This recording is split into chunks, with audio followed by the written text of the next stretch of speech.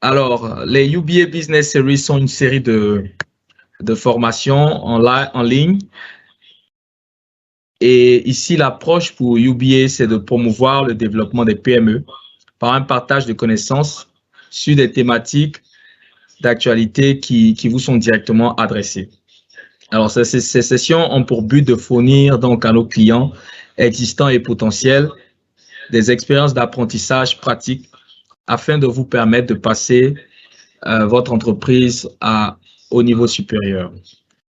Alors, la session durera environ 1 heure, après quoi il y aura une séance de questions-réponses. Avant de présenter l'orateur du jour, le conférencier du jour, j'aimerais indiquer quelques règles de base à suivre pour la bonne tenue de la session. Alors, pendant la session, il vous est demandé de poser vos questions dans la boîte de chat, qui se trouve juste à droite de votre écran. Les questions et réactions et commentaires constructifs seront justement appréciés et seront relevés pour ensuite les adresser à notre speaker à la fin de la session. Je vous demanderai également de noter que tout ce qui est commentaire non pertinent ne sera pas retenu. Les participants donc peuvent joindre la session. Nous allons débuter nous commençons maintenant.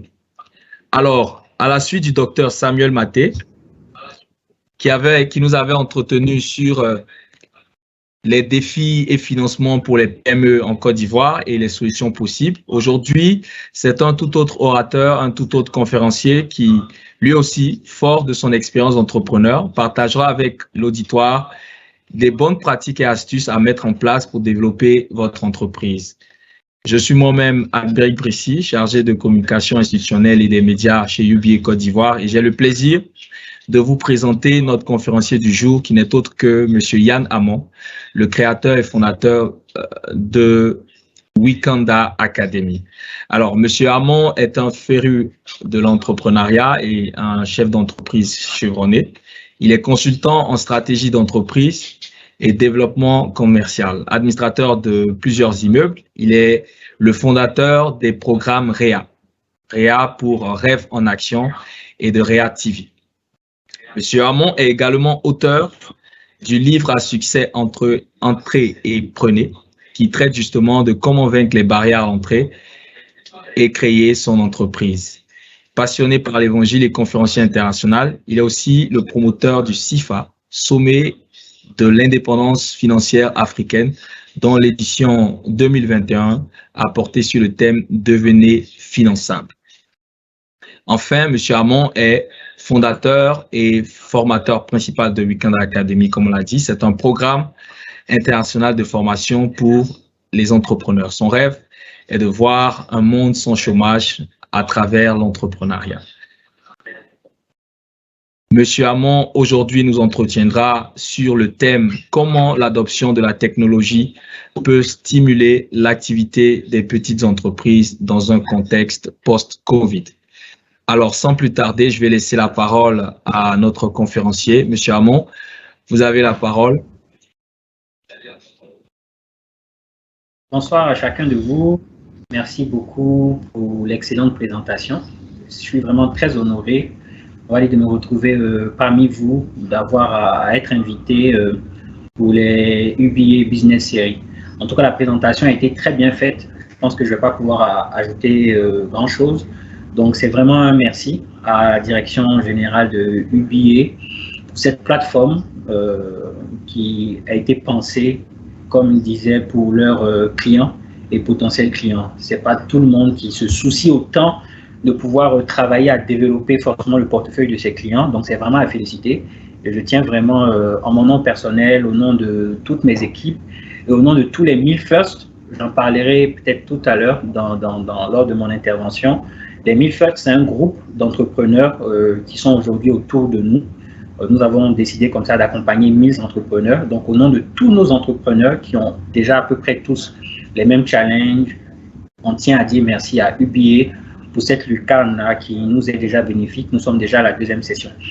Alors, très rapidement, le thème qui m'a été proposé, c'est de partager sur comment l'adoption de la technologie peut stimuler l'activité des petites entreprises. Donc, on va commencer déjà par une sorte de définition des thèmes de référence. Et puis après, on va essayer de partager à peu près 3 technologies ce serait dans votre intérêt que vous les adoptiez, surtout dans ce contexte dans lequel nous sommes.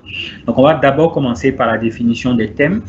Ensuite, je vais partager ces 3 points. Donc, on va essayer de faire un peu je ne vais pas dire de théorie, on va faire un peu de définition, un peu de pédagogie, et puis après, on va être vraiment dans le très pratique, dans le très concret pour que ces temps-là vous soient très, très, très profitables.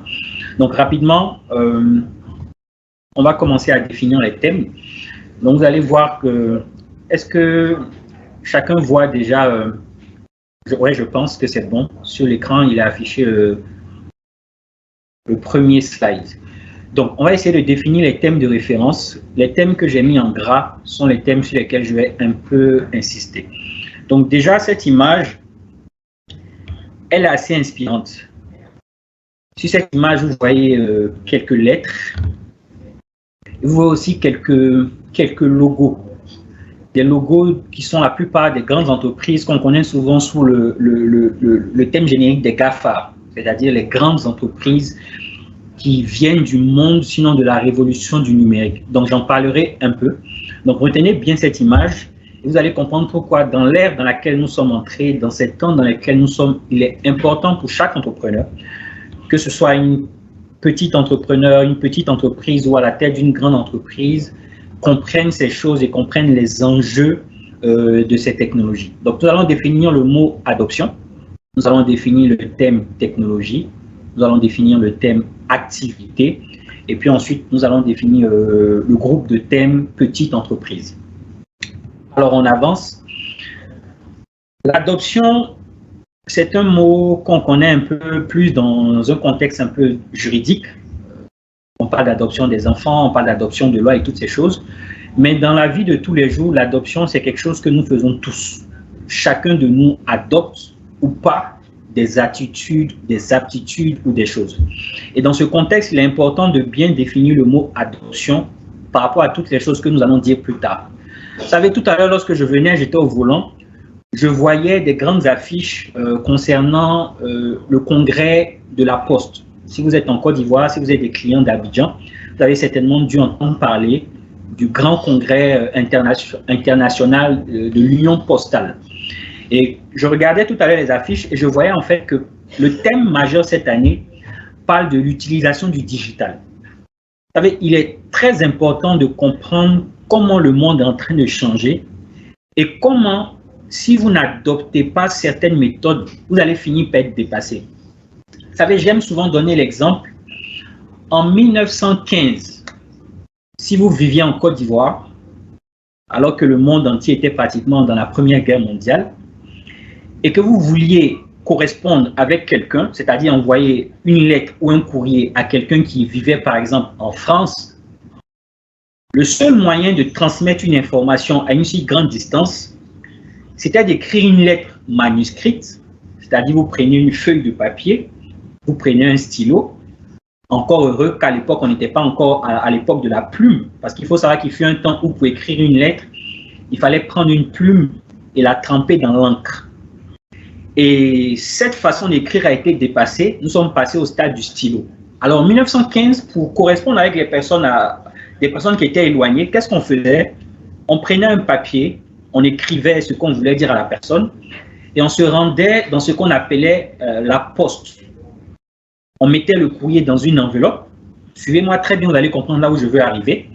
On mettait au dos de la lettre, au dos de l'enveloppe, on mettait un timbre postal et on envoyait, on expédiait par la poste.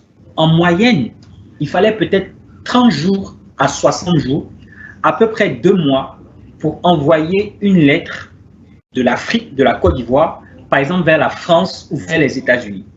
Donc, imaginez que votre femme ou votre fiancé vivait en France pour une raison ou pour une autre et que vous voulez lui faire passer un message. Il faut 30 jours pour envoyer le message, sinon 60 jours. Lorsqu'elle reçoit, elle fait la même chose. Donc, à peu près 30 à 60 jours pour que vous échangez des informations. À l'époque, C'était même révolutionnaire de pouvoir s'échanger des informations à une si longue distance. Et puis, il y a eu une technologie qui est arrivée, la révolution du monde de l'information, qui a permis qu'aujourd'hui, depuis un ordinateur, depuis un téléphone, vous pouvez envoyer des mails via Gmail, via Yahoo Mail, via Hotmail, dans le monde entier.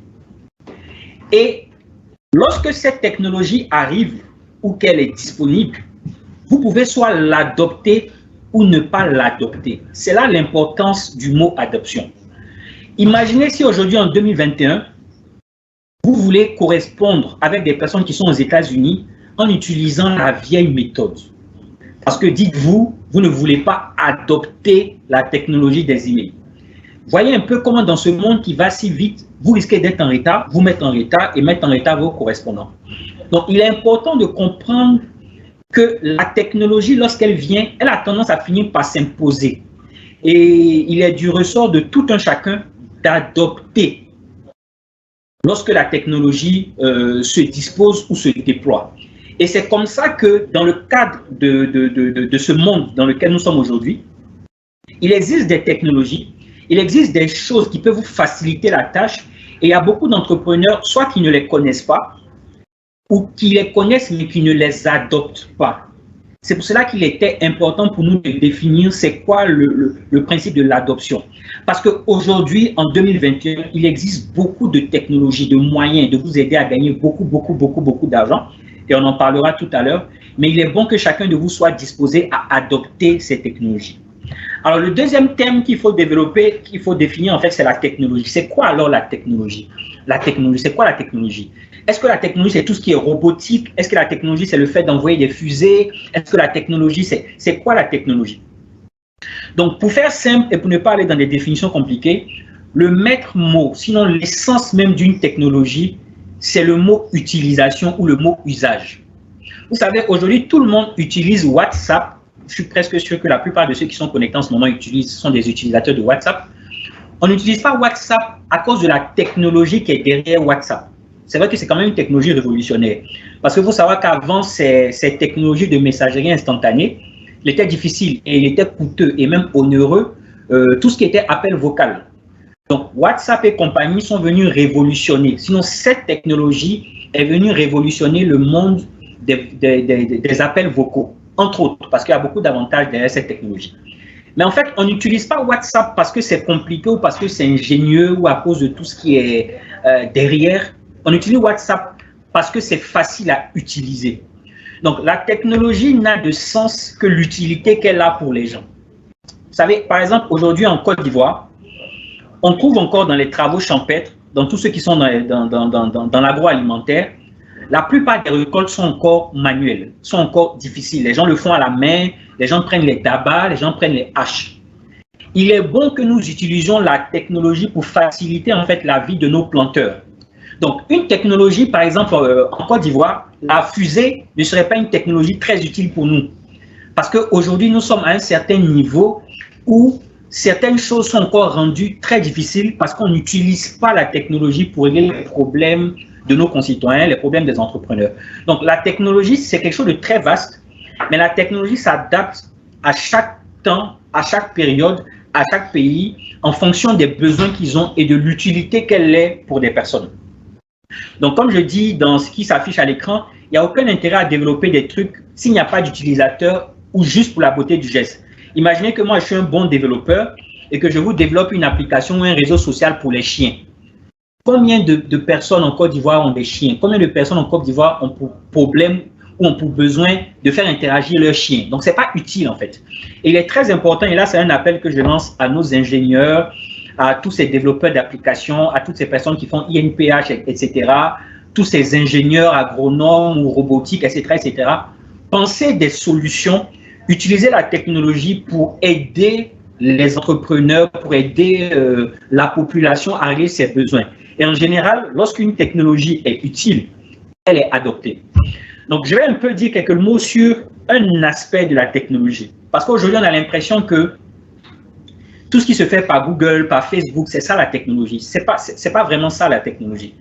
Ces entreprises se sont développées en utilisant ce qu'on appelle la révolution numérique. La révolution numérique est la révolution de la technologie dans le domaine de l'information. Il y a eu une grande révolution dans le domaine de l'information. Et je crois que la révolution numérique va toucher d'autres secteurs d'activité. La révolution numérique va bientôt toucher le secteur agroalimentaire. Donc, parlant du secteur numérique, je vais parler de ces grandes entreprises parce que dans certains éléments dont on va parler tout à l'heure, certains des outils nous ont été donnés par ces grandes entreprises que sont Google, l'entreprise qui a fondé Google s'appelle Alphabet, que sont Facebook, que sont Apple pour la création de toutes ces plateformes qu'il y a eu à faire ces dernières années. On peut citer aussi voilà, ces grandes entreprises-là qui ont permis ce qu'on appelle la révolution numérique. Aujourd'hui, une entreprise comme Facebook, j'en parlerai beaucoup tout à l'heure, c'est plus de 2 milliards d'utilisateurs. Plus de 2 milliards d'utilisateurs. Et ces entreprises-là ont changé les habitudes humaines et les interactions humaines. On en parlera un peu tout à l'heure. Donc, comme je disais, je crois vraiment que, de même que la révolution industrielle a impacté et transformé pratiquement tout le monde, je crois que la révolution numérique va impacter tous les secteurs d'activité dans le monde entier. Il est vraiment important de comprendre l'un des paradigmes et l'une des différences entre la révolution industrielle et la révolution numérique. À l'époque de la révolution industrielle, c'était quoi le paradigme ou c'était quoi le truc de l'époque? C'était fabriquer plus, c'est-à-dire la quantité, la quantité, la quantité. Même si on était prêt à renoncer à la qualité. C'est ça un peu la révolution industrielle. C'est-à-dire on fabrique en masse, on standardise, on a parlé de ces concepts comme la taylorisation, toutes ces choses. Mais la vérité, c'est que la révolution industrielle nous a fait perdre en qualité. Aujourd'hui, on mange moins bien que les personnes mangeaient à l'époque. Aujourd'hui, le fait que vous puissiez trouver des boîtes de conserve, de maïs, toutes ces choses, ça fait qu'à la vérité, la chose perd sur sa qualité. Donc, la révolution industrielle, c'était l'époque de la fabrication en masse. Grand circuit de distribution, une société capitalistique, etc., etc., etc., etc. C'est pour ça que ça a beaucoup profité aux plus puissants. La différence avec la révolution numérique, c'est que la révolution numérique a un autre paradigme. Dans la révolution numérique, on veut toujours faire pour plus, mais on veut que la qualité augmente à mesure qu'on touche un plus grand nombre de personnes. Prenons l'exemple de Google. Lorsque Google a commencé, il n'y avait pas assez d'informations et assez de liens. Plus les temps passent et plus de personnes sont touchées par Google, l'algorithme de Google se bonifie. Prenons un exemple de Wikipédia. Lorsque Wikipédia démarre au départ, quand Wikipédia touche 2-3 personnes, ce n'est pas encore assez riche. Mais plus des personnes s'ajoutent, plus il y a des utilisateurs, plus on touche de personnes et plus la qualité de ce produit augmente. Prenons l'exemple de Facebook. Plus vous avez des interactions, plus vous avez des amis, plus Facebook a des utilisateurs, plus l'algorithme est encore plus puissant et plus l'outil se bonifie. Et il faut beaucoup retenir ce principe-là de toucher la masse tout en augmentant la qualité du produit et du service. Parce que nous sommes dans un temps où les gens sont très exigeants. En tant qu'entrepreneur, vous ne pouvez pas continuer à vendre n'importe quoi aux gens comme avant. Aujourd'hui, les gens ont Internet, les gens sont éduqués, les gens peuvent vérifier, il y a des retours d'expérience. En Côte d'Ivoire, il y a ce qu'on appelle un groupe qu'on appelle un consommateur averti en vaut deux. Donc aujourd'hui, vous ne pouvez pas faire des choses comme avant et gagner de l'argent comme avant. Parce que le monde a changé. Avant dernière définition, avant qu'on rentre un peu dans des choses un peu plus techniques, c'est le principe de l'activité. C'est quoi une activité? Vous devez comprendre qu'une entreprise est un ensemble de systèmes et de sous-systèmes. Par exemple, une entreprise, supposons que, prenons l'exemple de UBA. UBA est en parenthèse, une banque, même si c'est une multinationale, c'est une banque. Donc UBA a beaucoup de services, a beaucoup d'activités en son sein.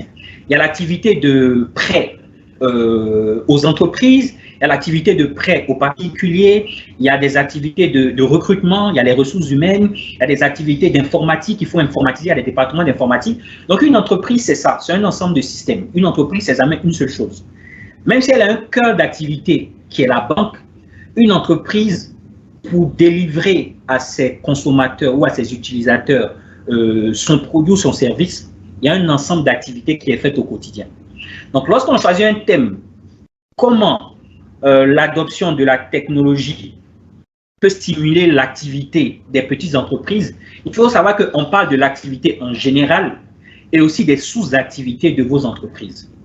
Donc, comme je disais, une entreprise propose soit des produits ou des services ou un mélange des deux. Donc, au cœur d'une entreprise et de ses activités, il y a ce qu'on appelle le business model et l'importance de rendre l'ensemble de l'activité pérenne. Là, je vais dire un petit mot sur tout ce qui est business model. Souvent, les gens nous demandent, et peut-être qu'on aura ça tout à l'heure dans les questions, c'est quoi un business model? C'est quoi le business model d'une entreprise? Et je réponds de la façon la plus simple. Le business model, c'est comment une entreprise gagne de l'argent. C'est-à-dire, comment est-ce que vous gagnez de l'argent dans votre activité ou au sein de votre activité. C'est quoi le how, comment vous gagnez de l'argent. C'est ça le business model. Donc, une entreprise, c'est une activité de production, souvent c'est une activité de distribution, toujours au sein même de cette entreprise. Souvent c'est une activité commerciale, souvent c'est une activité de communication et souvent c'est un ensemble de toutes ces choses. Donc, l'ère post-Covid sera bénéfique à ceux qui auront adapté le cœur de métier ou leur cœur d'activité au numérique et au digital. Cette affirmation-là, je l'assume.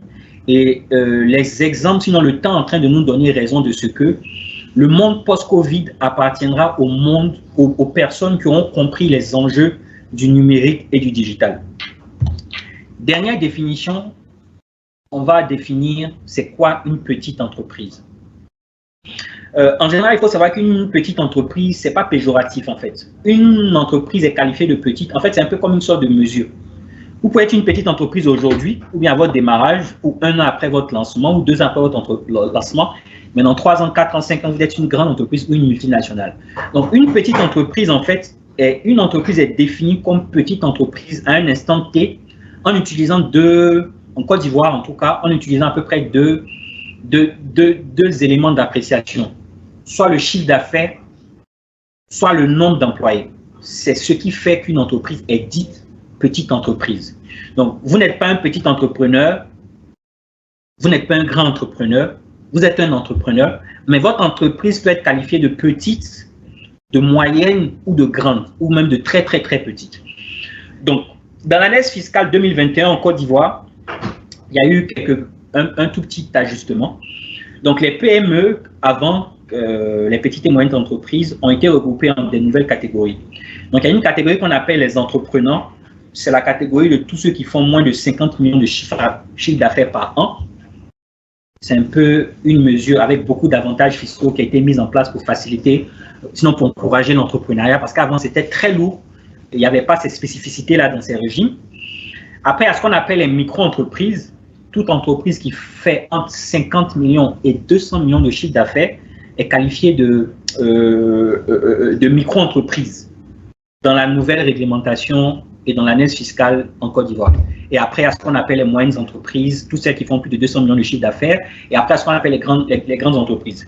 Donc, la petite entreprise est donc une entreprise qui réalise un chiffre d'affaires de moins de 200 millions par an, soit à peu près moins de 16 millions par mois, à peu près, en divisant les 12 millions par 12. Ça veut dire quoi? Si vous faites 10 millions de chiffre d'affaires par mois, vous êtes qualifié de petite entreprise entre parenthèses, dans la définition, dans le découpage actuel.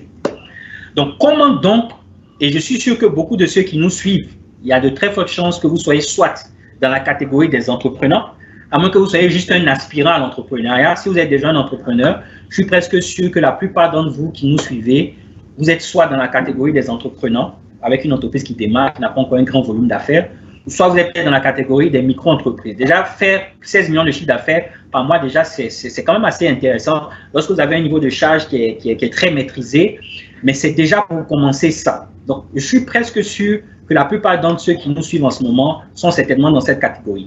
Donc, ce qu'on va essayer de vous apporter dans la deuxième partie maintenant, c'est de savoir comment donc la technologie peut aider à augmenter votre chiffre d'affaires. Donc, le côté stimulation, moi, je vais l'orienter sur la stimulation de votre chiffre d'affaires. Donc, le chiffre d'affaires, qu'est-ce que c'est? Le chiffre d'affaires, c'est juste la quantité multipliée par le prix unitaire. Que vous soyez une entreprise de produits ou de services, c'est à peu près ça, votre chiffre d'affaires. Donc, en général, lorsqu'on veut augmenter son chiffre d'affaires ou stimuler son chiffre d'affaires, c'est ces deux indicateurs-là sur lesquels il faut travailler. Soit sur la quantité vendue, soit sur le prix. Donc, lorsqu'une entreprise veut augmenter son chiffre d'affaires, elle a deux grands leviers. Soit le levier de la quantité de services, de la quantité de produits fabriqués, de la quantité de produits à vendre, ou soit le prix. Donc, aujourd'hui, on ne va pas trop travailler sur le côté, sur l'indicateur prix. On va un peu plus travailler sur l'indicateur peut-être nombre de biens ou services. Et on va peut-être aussi travailler sur l'indicateur clientèle. Comment augmenter ses clients? Parce que sachant que c'est les clients qui font entrer les chiffres. Donc, je pense que déjà à ce stade-là, il n'y a certainement pas trop de questions. Sinon, vous pouvez juste prendre des notes. Vous pouvez continuer d'envoyer déjà vos questions dans le chat, le temps que je finisse les trois grands points que je vais partager avec vous. Et puis, on va pouvoir passer au stade des questions-réponses. Donc, comme je disais, si je devais reformuler mon intervention, j'aurais donné ce titre-là. 3 types de technologies à adopter pour stimuler son activité.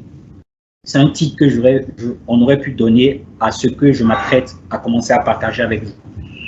Donc, je vais partager 3 types de technologies qui semblent quand même assez simples, sinon qui sont faciles à adopter, qui sont faciles à utiliser. Tout à l'heure, j'ai parlé de l'importance de l'usage quand on parle de technologie. Et utiliser ces choses, sinon l'usage ou non le fait d'utiliser ces choses vont forcément vous aider à stimuler vos activités. Donc, on parlera d'abord de la technologie des paiements digitaux. En deuxième partie, on parlera de la technologie des messageries instantanées. La plupart d'entre vous, vous connaissez déjà ces deux grands aspects. Je vais vous montrer en quoi vous pouvez utiliser ça pour vos business. Et en troisième point, on parlera aussi de la technologie de la data. Peut-être certains d'entre vous vont trouver peut-être certaines choses ici un peu nouvelles, parce que ça sera des choses quand même un peu techniques.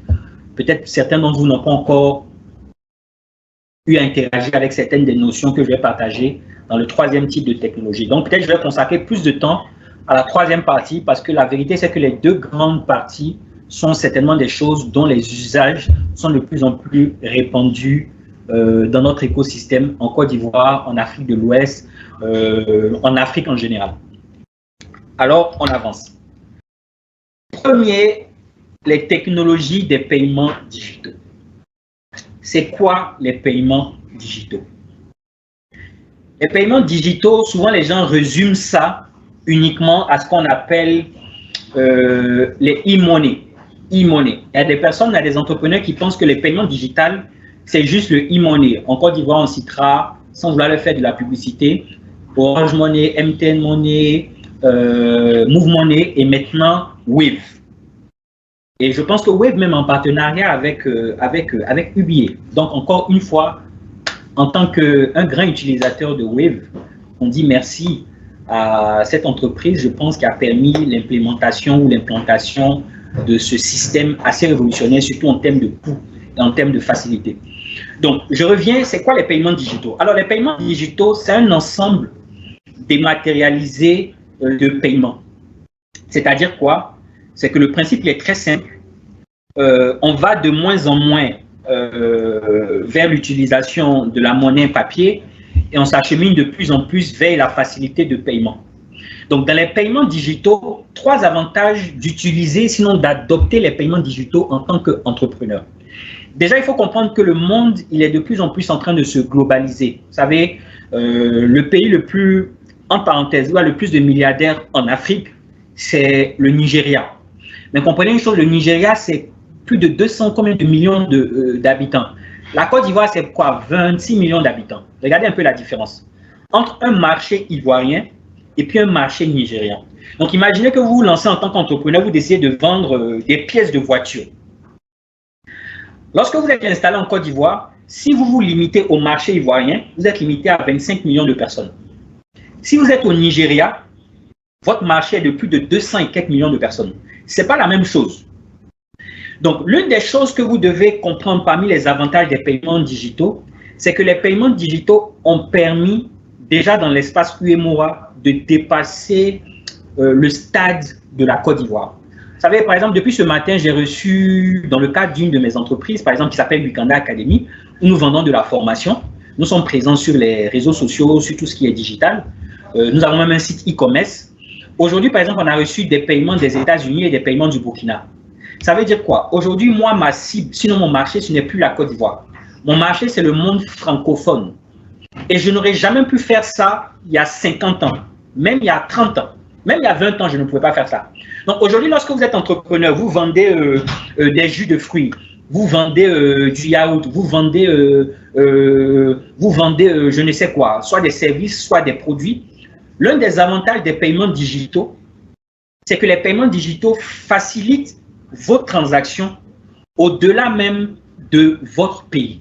C'est le premier avantage. Le premier avantage, c'est qu'aujourd'hui, moi, depuis le Burkina Faso, les gens me font des paiements. Je pense qu'il y a le Burkina, il y a le Mali qui font Orange Money. Il y a d'autres qui font à peu près du temps MTN Money. Il y en a qui font Move Money. Dakar, ils me font beaucoup de Wave. Mais il y a une chose aussi que vous devez comprendre. C'est pour cela que je dis que tout ce qui est paiement digital ne se limite pas à ça. C'est qu'il y a aussi ce qu'on appelle les paiements bancaires digitaux. Par exemple, moi, j'ai un site aujourd'hui Internet qui est un site e-commerce. C'est quoi un site e-commerce? C'est un site où quelqu'un qui se connecte peut faire des achats en temps réel. Il prend sa carte de crédit, il lance sa carte de crédit et il fait son achat. Vous devez comprendre qu'en tant qu'entrepreneur, il y a un certain moment où ce type de paiement, par exemple ça, bon, ne dites pas que je vais faire la publicité de UBA. J'ai cette carte-là depuis des années. Avant même que je parle avec UBA depuis des années, je suis utilisateur des cartes UBA. Ça me permettait souvent à l'époque de faire des achats sur Internet, toutes ces choses. Ceux qui aiment communiquer, par exemple, sur Facebook, qui font des dépenses publicitaires, etc., etc., ce sont des cartes qui ne sont pas adossées à des comptes bancaires qui permettent de faire des règlements. Donc, le premier avantage des paiements digitaux, c'est que ça vous permet, en fait, de ne pas être limité à une transaction one-one. Ça veut dire quoi? Quelqu'un qui est intéressé par mon produit au Burkina, si je n'avais pas ces avantages des paiements digitaux, il n'allait pas pouvoir me payer pour avoir mon produit. Ça allait être compliqué. Il fut un temps où c'était seulement les banques qui permettaient les échanges entre pays. Il fallait aller faire Western Union, il fallait aller faire MoneyGram, il fallait aller faire RIA, etc., etc., etc. Aujourd'hui, avec tous ces éléments, il y a une intégration qui est en train de se faire de plus en plus. Alors, ça facilite les paiements, ça facilite d'avoir de l'argent. Donc, aujourd'hui, vous ne pouvez pas être un entrepreneur et ne pas donner la possibilité à vos clients de vous payer via Orange Money, MTN Money, Move Money. On n'est pas en 2001, on n'est plus en 1515. Aujourd'hui, on est en 2021. Moi, il y a beaucoup de clients, souvent même ils viennent à notre bureau, ils sont face à nous et nous demandent est-ce que je peux payer avec Orange Money. Donc, un entrepreneur aujourd'hui, un commerçant aujourd'hui doit adopter la technologie des paiements digitaux pour pouvoir toucher d'autres marchés. Donc, ça permet de toucher les marchés internationaux au-delà de votre pays. Deuxième avantage des paiements digitaux, ça permet que vous continuez à toucher de l'argent même quand votre boutique ou votre entreprise est fermée physiquement. Je m'explique. Hier nuit, j'ai dormi, je crois, à 23 h. Entre 23 h et mon réveil à 5 h du matin, j'ai eu des paiements sur mon compte, sur notre site Internet. Vous prenez par exemple, elle me racontait ça il y a à peu près 8 mois. Je ne sais pas si vous connaissez Sally Ouattara, Lily Création. Elle me disait, parce qu'elle a créé sa boutique en ligne, elle a lancé son site Internet. Elle me disait il y a quelques mois que le chiffre d'affaires qu'elle générait via son site Internet était supérieur au chiffre de ses boutiques physiques. Moi, la semaine passée, j'ai fait un courrier à toutes mes équipes. Je leur ai dit que pour la deuxième fois en une semaine, le chiffre d'affaires généré par notre site Internet est supérieur à tous nos autres moyens de paiement. Ça veut dire que ça a dépassé les paiements en espèces, ça a dépassé les dépôts Orange Money, les dépôts MTN Money, les dépôts Move Money, les dépôts Wave et que sais-je. Donc, c'est-à-dire, le site Internet commence à permettre des interactions. Les gens qui sont aux États-Unis, les gens qui sont en Haïti, toutes ces choses, ils payent. Et même quand on est fermé, même quand on dort, ils ont accès à notre plateforme et ils peuvent payer. Donc, ça, c'est l'un des avantages. Vous avez beau être un travailleur, vos clients ont beau vous aimer, lorsque vous avez une boutique physique, vous avez ce qu'on appelle les heures de fermeture. Mais lorsque votre entreprise est fermée, comment est-ce que vous continuez à avoir des flux d'argent? C'est les paiements digitaux seuls qui peuvent vous permettre de faire des choses. Donc ça, c'est un des deuxièmes avantages, c'est de pouvoir générer des revenus au-delà même de ce que tu aurais pu faire de façon physique. Donc ça permet de capter des flux lointains, ça permet de capter des flux pratiquement tout le temps. Moi, aujourd'hui, 24 sur 24, je reçois des paiements. C'est-à-dire qu'il n'y a plus de limitation. Même quand je dors, même quand mes collaborateurs ne sont pas là, on a une plateforme qui permet les paiements. Donc ça, c'est l'un des avantages des paiements digitaux. Il faut que je commence à accélérer parce que le temps commence à jouer contre nous. Donc aujourd'hui, pour stimuler votre activité, ajoutez les paiements digitaux, donnez la possibilité aux gens de vous payer via ces choses. Ça facilite vos transactions. Ça vous permet en fait d'avoir un plus grand volume de transactions. Je vais avancer. Deuxième technologie qui peut vous permettre de stimuler votre activité, notamment votre activité commerciale. C'est la technologie des messageries instantanées. Alors, c'est quoi les messageries instantanées? La plupart d'entre vous, vous connaissez WhatsApp. Beaucoup d'entre vous, vous connaissez Telegram. Toutes ces choses permettent en fait de communiquer. C'est ça en fait la technologie des messageries instantanées. Mais derrière cet usage simple de la plupart des personnes, vous pouvez en faire un usage commercial. C'est quoi les avantages, par exemple, d'utiliser la messagerie instantanée? WhatsApp, par exemple, permet ce qu'on appelle les statuts. Je pense que tout le monde parmi vous, vous connaissez les statuts sur WhatsApp. Ça veut dire quoi? Quand tu as le numéro d'une personne et que la personne a ton numéro, si tu postes quelque chose en statut, la personne voit ton statut. Si la personne poste quelque chose sur son statut, tu as accès à ça. Lorsqu'on est un entrepreneur et qu'on vend des choses, on a constamment besoin d'être présent dans l'esprit de ses clients, de ses prospects. L'une des choses que WhatsApp permet, ça vous permet en fait de montrer vos produits ou votre nouvel arrivage ou vos stocks à un grand nombre de personnes. Moi, juste avant d'arriver ici, j'ai fait une publication pour dire que j'allais être présent ici à UBA pour la conférence. Mon statut a été vu par 413 personnes. Ça veut dire 413 personnes. Donc, imaginez le nombre de personnes dont j'ai le numéro de téléphone et le nombre de personnes qui étaient en ligne. Mon statut a été vu par 413 personnes. Ça veut dire que je communique une information à 413 personnes. Supposons que j'ai une réduction, j'ai une promotion à faire. Aujourd'hui, il me suffit juste de prendre mon téléphone WhatsApp et de dire, par exemple, promotion pendant 24 heures ou promotion jusqu'à temps, telle formation à tel prix, tel produit à tel prix, telle chose est disponible. Automatiquement, il y a plus de 1000 personnes qui vont voir ce statut. Imaginez ça, c'est-à-dire, c'est comme si vous pouvez exposer votre produit ou votre service à une quantité énorme de personnes. Mais par exemple, la clé, sinon la condition pour utiliser ça sur WhatsApp, c'est quoi? C'est que vous ayez le numéro de la personne et que cette personne ait votre numéro de téléphone. Tout à l'heure, dans la troisième partie, dans l'utilisation des data, je vous dirai comment est-ce qu'il est important de comprendre ces choses. Aujourd'hui, un numéro de téléphone, avoir le numéro de téléphone d'un client ou d'un prospect, c'est un enjeu lorsque vous êtes un entrepreneur. C'est tout ça qu'on appelle les data, les données. Donc, l'utilisation des messageries instantanées peut vous permettre de faire beaucoup de choses. Par exemple, un autre avantage de WhatsApp, pas comme si j'ai une préférence pour WhatsApp, mais c'est comme je dis, c'est à cause de l'utilisation de l'utilité. Par exemple, il y a ce qu'on appelle les groupes WhatsApp. Dans le domaine de l'immobilier, moi j'ai une entreprise, bon, c'est vrai qu'ils ont fait ma présentation, j'aurais peut-être dû dire quelques mots sur certaines des entreprises que j'ai. Parmi mes 7 entreprises, j'ai une entreprise, une agence immobilière agréée. Qu'est-ce qu'on fait? On fait de la gestion de biens, on gère des portefeuilles immobiliers, on a un très grand portefeuille en Côte d'Ivoire. Après, on fait ce qu'on appelle de la location-vente de l'immobilier commercial. Donc, ça veut dire quoi? J'ai constamment des gens qui sont à la recherche d'un bien en location, en vente, et j'ai constamment des biens qui sont à ma disponibilité.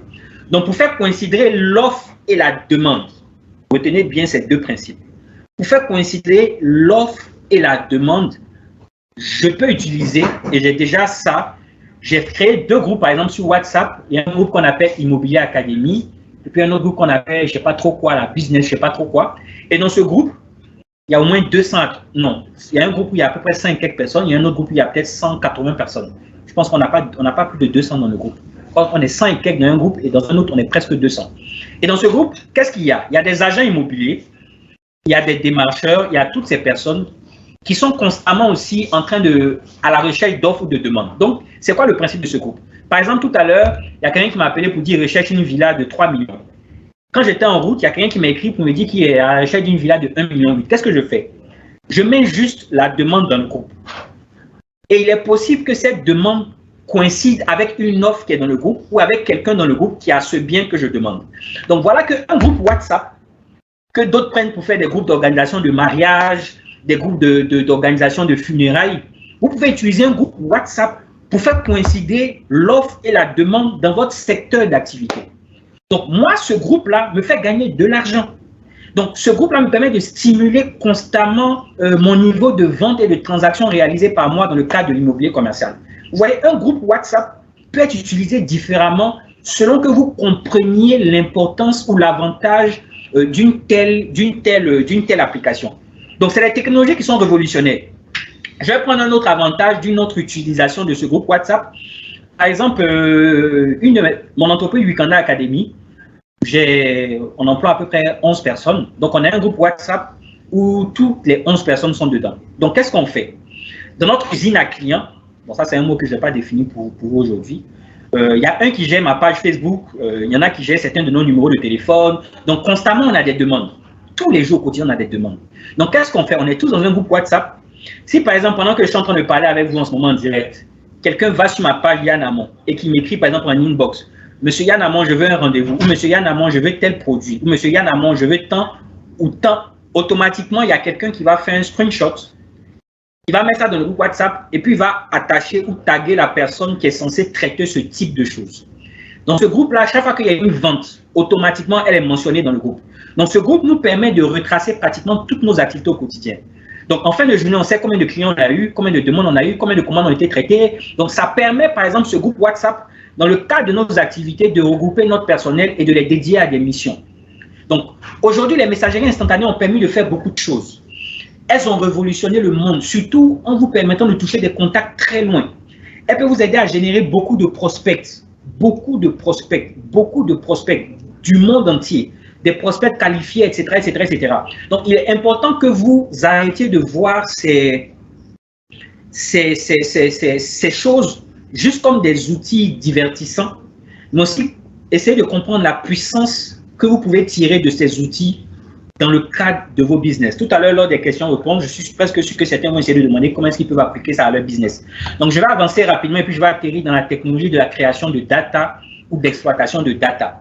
Alors, c'est quoi la data? La data, pour faire un peu court, c'est tout ce qui est donné. Par exemple, là, vous avez plusieurs personnes qui sont connectées en ce moment en train de suivre cette intervention. Il est important, par exemple, pour UBA, de conserver après, par exemple, tous ces contacts, parce que vous êtes des clients potentiels, en fait. C'est ça, la création de data. Vous devez apprendre à créer des bases de données de vos clients. Dans le cas des millefeuilles, je reçois constamment nos entrepreneurs. La semaine passée, j'ai reçu une parmi elles, et elle est dans le domaine de la vente depuis à peu près bientôt 3 ans. Et je lui demande, est-ce qu'elle a une base de données de ses clients? Elle m'a répondu non. J'ai été choqué. Ça veut dire depuis 3 ans, elle vend, elle n'a pas un fichier Excel, où elle répertoire, où elle a eu à répertorier tous les clients qui ont acheté quelque chose chez elle. C'est dramatique, parce que beaucoup ne comprennent pas l'importance des données.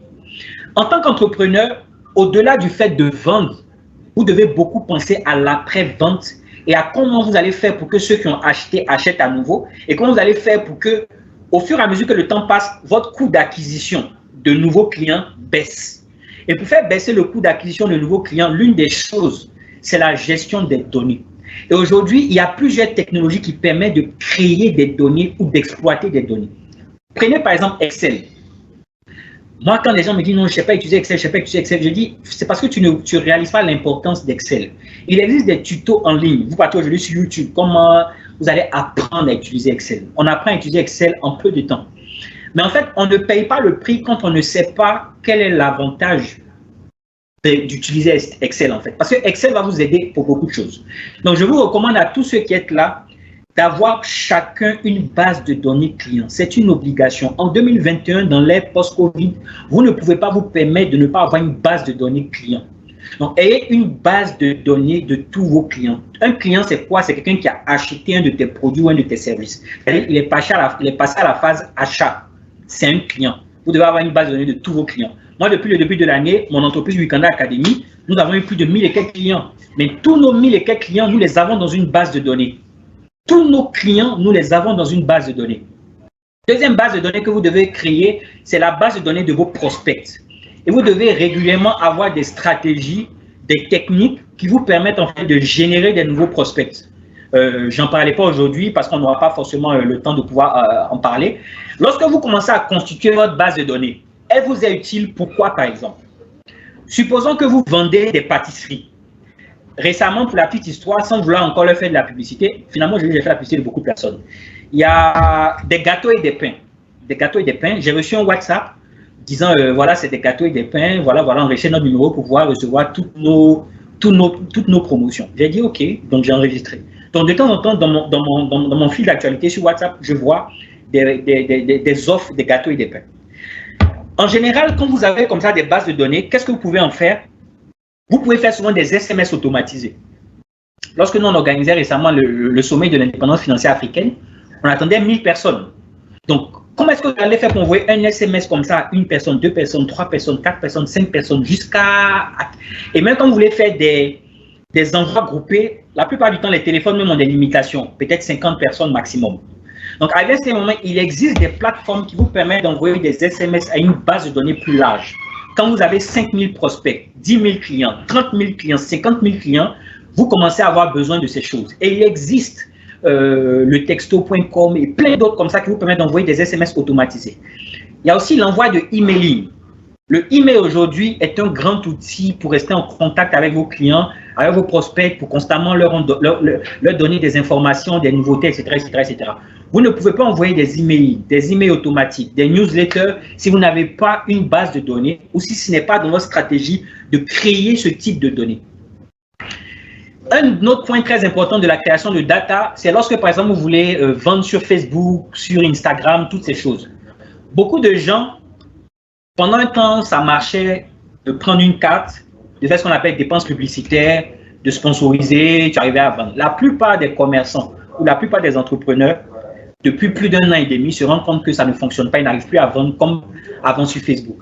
Aujourd'hui, la seule façon de vendre sur Facebook et de vendre bien sur Facebook, comme nous on fait là, c'est de comprendre ce qu'on appelle par exemple le business manager. Et le business manager, il a une particularité que je vais citer rapidement pour pouvoir atterrir ici.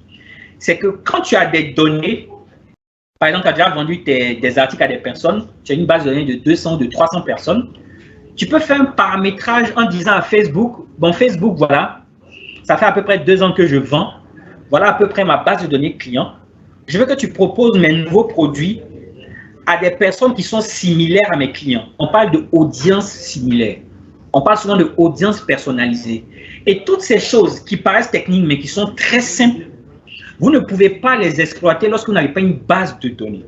C'est pour cela qu'en 2021, les datas sont des enjeux. Aujourd'hui, c'est des enjeux. Avoir des numéros de téléphone, des prospects qualifiés. Il y a des personnes même qui achètent des contacts. Donc, je vais atterrir là pour laisser le temps aux questions-réponses pour qu'on puisse avoir certains éclairages. Comme je disais, je ne veux pas être trop dans la théorie, mais j'espère qu'au fil des questions, on aura l'occasion de clarifier certains points. Donc, pour récapituler, 3 types de technologies que vous devez apprendre à maîtriser pour pouvoir stimuler vos chiffres d'affaires et votre business. La technologie des paiements digitaux vont beaucoup vous aider à augmenter votre chiffre d'affaires. La technologie des messageries instantanés va beaucoup vous aider à gérer votre aspect clientèle, votre aspect après-vente et beaucoup d'autres choses, et même votre aspect prospection. La technologie création de data va vous aider à augmenter votre chiffre d'affaires en termes de volume. Ça vous permet de faire des campagnes organisées, des promotions organisées, des choses ciblées, et ça vous permet vraiment d'acquérir beaucoup plus de clients en diminuant votre coût d'acquisition. Sur ce, voilà un peu résumé les quelques points que je voulais partager avec vous. Et si maintenant nous avons des questions et des réponses, je pense qu'on va pouvoir les aborder. OK. Merci beaucoup, Monsieur Hamon, pour cette belle présentation. En tout cas, on a été enrichis, on a été édifiés, beaucoup d'informations. En tout cas, pour ma part, c'est une belle présentation. Merci encore. Et donc, sans plus tarder, on va passer à la session des questions-réponses. Alors, j'ai une première question déjà. Oui. Alors, le client demande comment attirer plus de clients sur les réseaux sociaux et les rendre fidèles. Donc, je reprends. Comment attirer plus de clients sur ces réseaux sociaux et les fidéliser?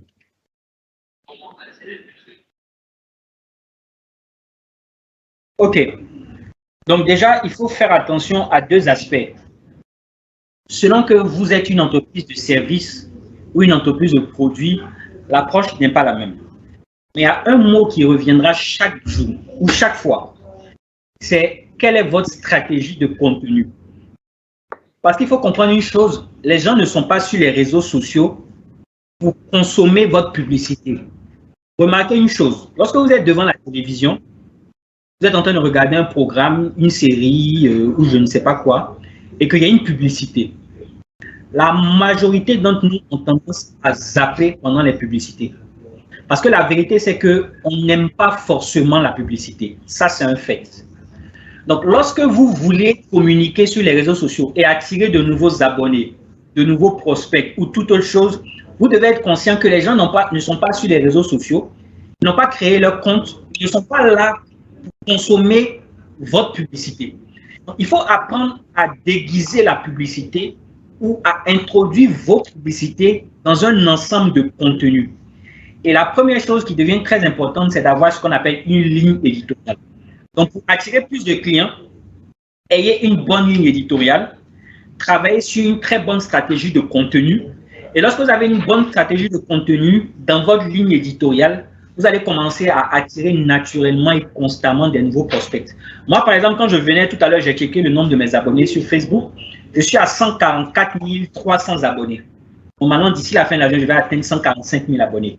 Et en moyenne, chaque jour, j'ai 1000 nouveaux abonnés, sans faire quelconque publicité.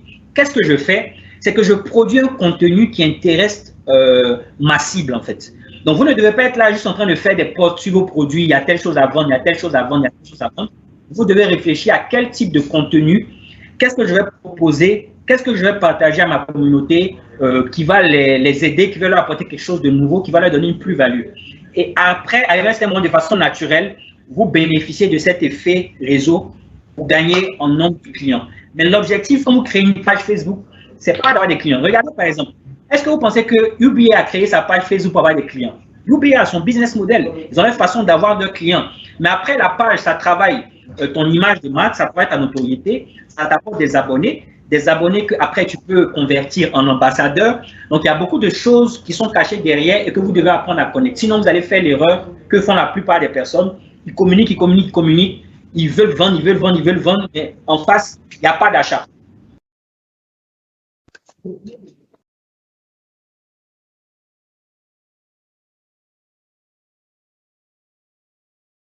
Allô? Allô? Allô, monsieur Hamon? Oui, je suis là. Oui. OK, d'accord. On vous a perdu quelques instants. OK. Donc, vous pouvez continuer. OK, donc je disais, c'est vraiment ce piège-là qu'il faut éviter, d'être en train de faire des publications pour avoir des clients, sans chercher à partager du contenu qui aide vos prospects, qui leur donne envie de devenir votre ambassadeur. Donc, ne cherchez pas des clients, cherchez plutôt à mettre du contenu qui intéresse vos clients. Et de façon naturelle, ils viendront à vous maintenant pour acheter vos produits et vos services. OK. Donc, merci pour ce premier élément de réponse. On va passer à la deuxième question. Donc, il y a un internaute qui demande comment faire face aux problèmes relatifs aux nouvelles technologies telles que les bugs, le piratage informatique, les virus, etc. D'accord. C'est un peu en fonction de votre niveau et du niveau des données, de la sensibilité des données, il y a des solutions en fait pour faire face. Par exemple, lorsqu'une banque veut sécuriser ses données, ils n'ont pas la même pression que quelqu'un, par exemple, qui a juste 200, 300 clients. Ça dépend aussi de votre portefeuille. Donc, il existe des solutions professionnelles. Il y a des entreprises, il y a des entités qui existent. Vous partez vers ces personnes et elles vous aident en fait à sécuriser un grand nombre de données ou vos systèmes de données. Mais la vérité, c'est que lorsque vous démarrez, lorsque vous êtes une petite entreprise et que vous n'avez pas un portefeuille très sensible, le challenge, ce n'est pas d'abord ça. Le challenge, c'est de gagner beaucoup d'argent. Le challenge, c'est de gagner des parts de marché. À mesure que vous gagnez de l'argent, que vous gagnez des parts de marché, si vous êtes confronté à un besoin de sécuriser certaines de vos données, vous irez vers les personnes, il y a des prix, il y a des prix pour ça. Mais après, tout ce qui est virus, c'est quelque chose qui est courant et ça ne cessera pas maintenant. Je le dis souvent même, il y a des gens qui disent, et c'est pas moi qui l'affirme, que les entreprises qui vendent comment ça s'appelle, les antivirus ont souvent intérêt à créer des virus. Parce que si jamais votre antivirus vous protège à 100% et qu'il n'y a pas un petit virus nouveau qui va vous obliger à faire un renouvellement, ils n'ont plus de pertinence dans leur business model. Donc, les virus, il y en aura toujours. Mais la vérité, c'est que ça ne vous empêche pas de fonctionner. Les piratages à grande échelle, il y en aura toujours. Il y a des entreprises américaines, souvent, qui se disent être piratées par des entreprises russes. Donc, aujourd'hui, en termes d'intelligence financière, en termes d'intelligence économique, c'est souvent même un enjeu majeur de souvent chercher à protéger ces données ou de chercher à aller prendre des données chez un concurrent ou etc. etc. Donc, c'est un enjeu. Ce n'est pas un challenge pour une petite entreprise. Une petite entreprise, son challenge, c'est de gagner plus d'argent et de grandir. Si vous arrivez à ce niveau, vous aurez ensuite des problèmes de riches. Pour le moment, ce n'est pas votre challenge. Et lorsque vous aurez ce genre de problème, vous allez voir qu'il y a des spécialistes qui vont vous aider et vous donner des solutions pour régler ces problèmes. Ok, super. Merci. Merci encore, M. Hamon. Alors, troisième question. Qu'est-ce que vous pensez de l'intelligence artificielle appliquée à la messagerie instantanée? Donc, la personne, le client peut parler des chatbots qui permettent des échanges automatiques sans l'action humaine dans l'activité des petites entreprises. Est-ce que c'est une solution qui est, on va dire, à la portée des petites entreprises et quel est votre avis là-dessus? D'accord. Il y a à peu près 7 mois, il y a un de mes associés, à mesure que ma page commençait à avoir un certain boom, c'est lui qui m'a parlé de la première fois du mot chatbox, parce que j'avais déjà vu ça dans les articles, parce que je lis beaucoup, mais je ne savais pas vraiment ce que c'était. Et il m'a proposé d'installer un chatbot sur ma page Facebook qui me permet de générer automatiquement des contacts. Je lui ai dit, qu'est-ce que c'est? Il m'a dit, vu comment beaucoup de personnes t'écrivent tout ça, ce serait bien que tu installes un chatbot. Donc, il m'a donné un lien, j'ai cliqué, j'ai installé. Et je crois qu'en 2 jours, 3 jours, ça m'a saoulé en fait. Je trouvais que c'était trop compliqué. Souvent, ça envoyait des mots en anglais à mes clients et je me suis dit en fait que ça allait peut-être me fatiguer. Et je ne suis pas allé au bout de l'utilisation de ce processus. Je suis revenu à quelque chose de plus manuel. Et qu'est-ce que j'ai fait? Pour compenser ça, j'ai mis des questions automatiques. Ça veut dire si aujourd'hui vous venez sur la page Yann Hamon, il y a des questions automatiques qui vont s'offrir à vous. Vous aurez l'occasion de cliquer. Et à mesure que vous cliquez automatiquement ces questions, la première chose qu'on vous demande en général, dès que vous cliquez sur ma page, on va vous demander de laisser votre contact. Il y a une petite phrase qui est automatique qui dit bonjour monsieur, nous ne sommes pas en place, veuillez nous laisser votre contact. Donc j'ai mis un auto-réponse pour permettre en fait de générer des contacts directs pour contourner en fait le fait que j'ai décidé de ne pas utiliser les chatbots. Sinon, effectivement, je connais beaucoup d'entrepreneurs, surtout même des startups, qui ont utilisé les chatbots pour pouvoir générer un grand nombre de prospects pour les aider à optimiser leur base de données. Donc, il existe des outils gratuits que vous pouvez télécharger et en général, moi, je ne les utilise pas. Par contre, ils sont très utiles.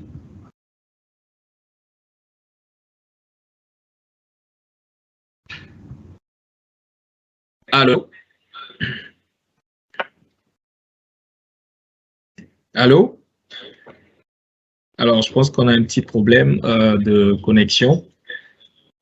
En attendant, on va parler peut-être du chatbot de UBA. Alors, parlant des chatbots, UBA a son propre chatbot aujourd'hui, donc qui s'appelle Léo et qui permet de vous assister instantanément sur Messenger, également sur WhatsApp. Donc, c'est une technologie qui est à l'ère du temps. Et pour les petites entreprises, effectivement, comme il a dit, il y a des solutions parallèles qui peuvent envoyer des messages instantanés, des autoréponses, etc. Monsieur Hamon, est-ce que c'est bon?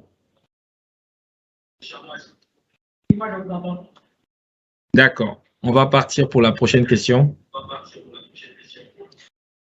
Alors, c'est une question qui est un peu hors contexte, hors thématique. Alors, quelle est l'importance de la monnaie électronique, donc le Bitcoin, dans la digitalisation des petites entreprises? OK. Quelle est l'importance de la monnaie électronique? Électronique. Alors, le Bitcoin dans la digitalisation des petites entreprises. Il faut rappeler que c'est une monnaie qui n'est pas encore utilisée ici en Côte d'Ivoire. OK. Donc, souvent, les gens me demandent clairement, est-ce que je crois au Bitcoin, etc., etc. Moi, je suis très curieux et j'aime laisser mon esprit découvrir des choses. Donc, je ne suis pas contre le Bitcoin. Par contre, je n'en dispose pas. J'ai aucun Bitcoin, j'ai même pas ce que, je crois, il y a un pays africain, c'est pas le Ghana, je sais pas quoi, qui s'apprête à lancer. Donc, en général, je ne suis pas encore dans ces trucs. Mais ce qui est derrière, c'est ce que ça transporte, en fait, comme valeur. La plupart des bitcoins et compagnie sont portés par des personnes qui sont un peu des rebelles. C'est un peu, en quelque sorte, des gens qui sont portés un peu par l'esprit pirate. Et cet esprit pirate qu'on retrouve beaucoup chez beaucoup de start-upers, la plupart des entreprises qui sont nées dans la Silicon Valley ont été faites par des personnes comme ça qui ont ce genre de motivation. La vérité, c'est que c'est des personnes souvent qui ont envie de faire un changement contre le système. Donc souvent, ça bouleverse tellement les systèmes que les États ont intérêt à faire de la régulation.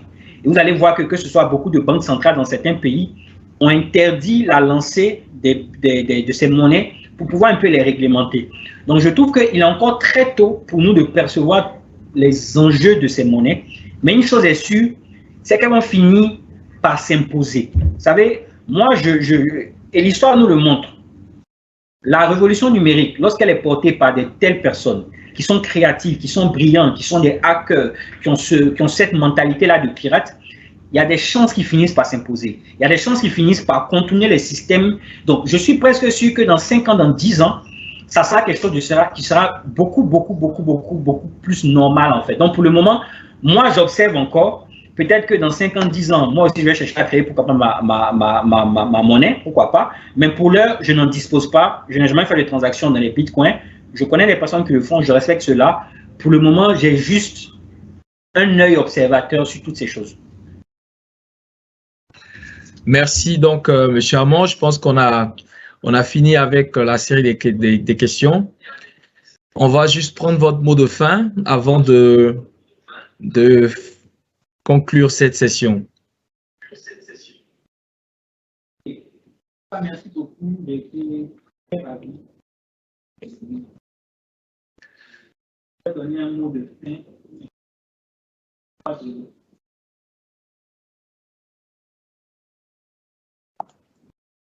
Vous m'entendez? Allô? Allô? Ok, super. Donc, si je pouvais donner vraiment un mot.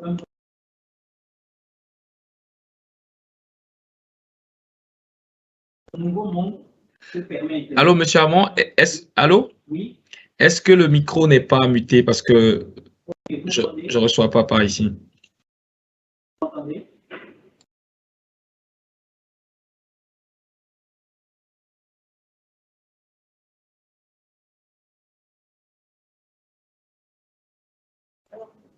Ok, c'est bon.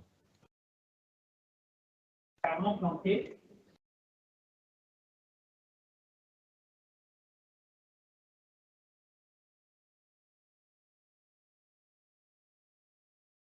Non plus, on a... Ça s'est coupé carrément. D'accord. Ok, donc... je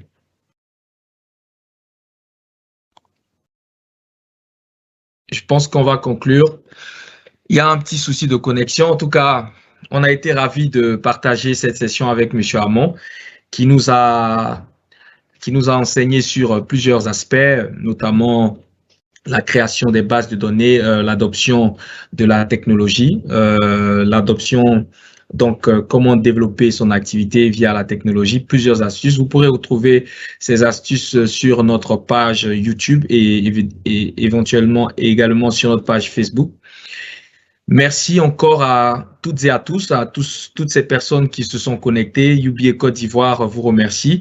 Et nous étions à la deuxième session des UBA Business Series avec Monsieur Yann Amon, qui nous a entretenu sur comment, sinon les techniques d'adoption de la technologie pour stimuler l'activité des petites entreprises dans un environnement post-Covid. Nous avons été ravis de passer ce moment en votre compagnie.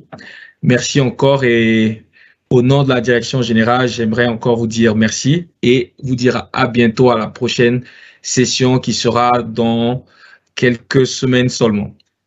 Merci encore à tous et bonne fin de journée. UBA, Africa's Global Bank.